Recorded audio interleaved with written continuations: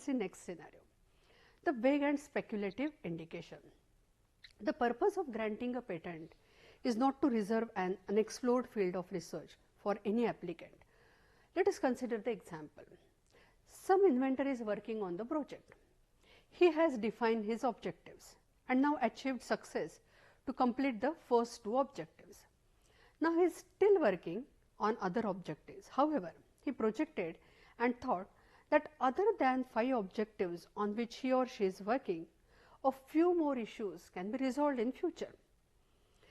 He has not given solution but predicted the outcome. So it is a vague and speculative indication. If he or she claims that vague or speculative indication in the patent draft, then that will not be acceptable and that will not be granted. Such claims will be removed and such patent will be granted after necessary amendments only.